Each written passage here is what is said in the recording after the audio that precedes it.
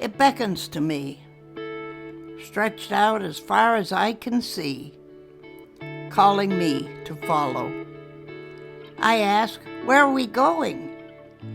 But it only urges me on, silently tells me, follow, follow. My timid genes say, no, the path is too uneven.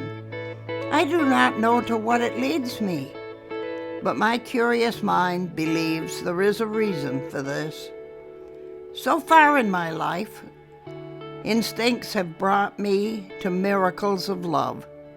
Surely, I have made mistakes, but over it all, I have been fortunate. Life has been good to me. I am in debt to fortune, which led me here, to wander into the unknown fearlessly. Why would I worry? I am surrounded by nature's strength.